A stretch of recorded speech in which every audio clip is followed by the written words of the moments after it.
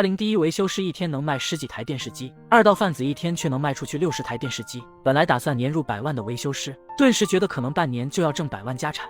你不会是不敢去吧？再说了，现在肯定去不成，咱们手里的这点钱，人家肯定看不上。等咱们这些人收了超过了10万块，就可以去看看了。要是大厂不缺合作商，咱们可以找小一些的厂合作吗？语言不同这事，完全可以相信一哥，他长期跑南边，肯定会说那边的话。我会不敢。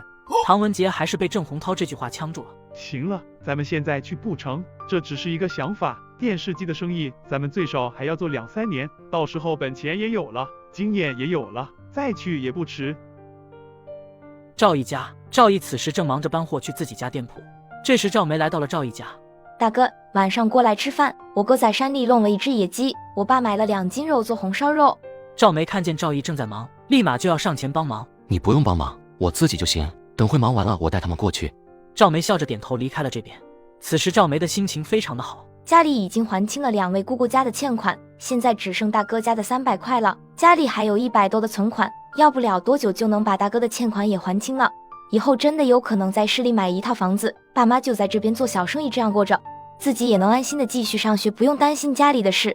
赵梅没有回制衣厂的住宿楼，而是来到了广场自己老爹摆摊的地方帮忙。如今天气好，逛街逛广场的人特别的多，家里的生意也特别的好，现在一天就差不多能挣17、18块钱。梅子，你大哥咋说？大哥说晚上过来，正忙着搬电视机去店铺呢，我上前帮忙，他说不用。行，晚上我再去买点菜。赵大江听见赵毅愿意来家里吃饭，心情格外的好。家电售卖铺，赵毅刚把电视机搬到货架上，张静笑着递了一块糕点到赵毅的嘴边。当家的辛苦了。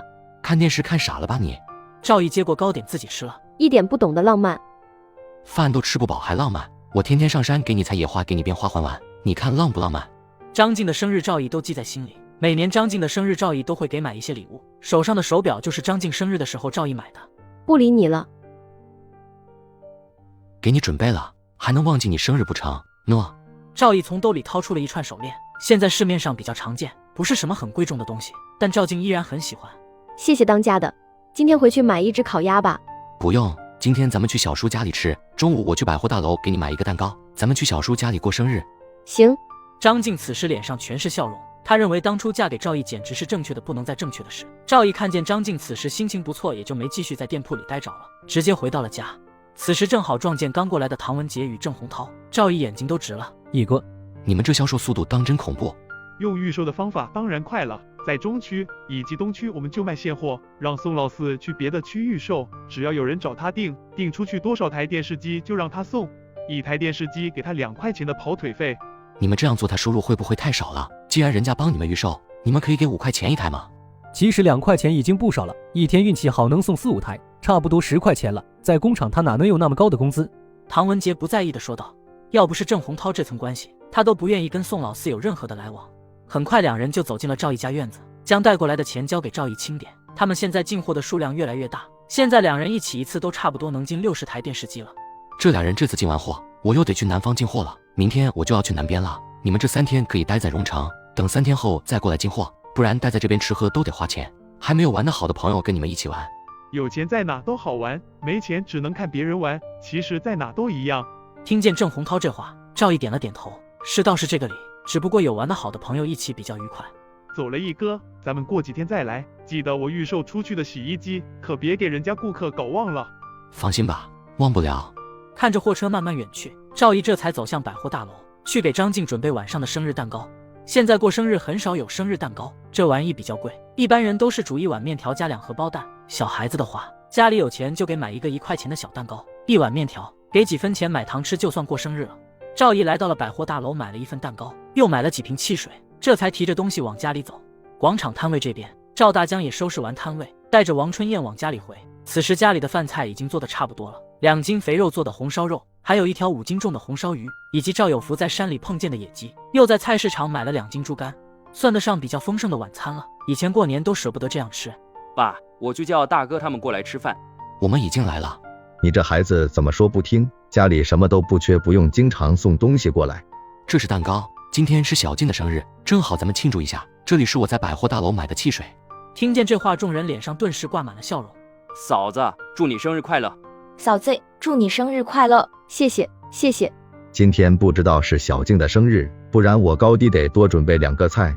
突然得知张静生日，赵大江还有些不好意思，觉得自己准备的菜少了。小叔，这已经很丰盛了，过生日就是图一个热闹，咱们一家人开心就行了。小易，现在市里房子有没有200块左右的？没有，我都打听过了，稍微偏僻一些的房子都要400多，200块只能去村里买。小叔，如果长期准备在市里做生意，还是买带门面的房子最好，不用整天收拾摊位，价格自然是要贵一些的。赵大江听后陷入了深深的沉思，这件事真得好好想想。荣城，郑洪涛直接将电视机运到了东区广场。宋老四见状，赶忙招呼今天一起过来的小馒头一起卸货。30多台电视机没多久就卸完了。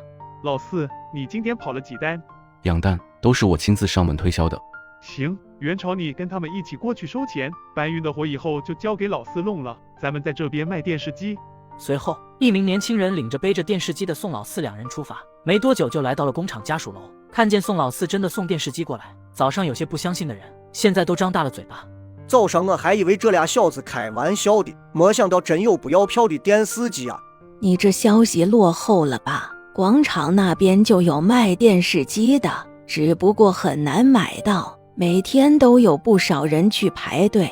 大叔，这电视机与百货大楼的一样，只要不买1包退换，有什么问题都可以去广场那边找我们。要是有亲戚想买，可以来中区吴家桥去找我，我可以帮你们预定，只要是预定了的我都亲自送上门。行，赶忙安装好试试。中年男子此时脸上笑开了花。没多久，在众人的帮忙下，电视机就出现了画面。中年男子满意的掏出700块钱递了过去。李元朝上前接过了钱，数了数，随后递了2块钱给宋老四。正当3人准备往下一家送电视机时，一名脸上还在流血的老者激动地向这边走来。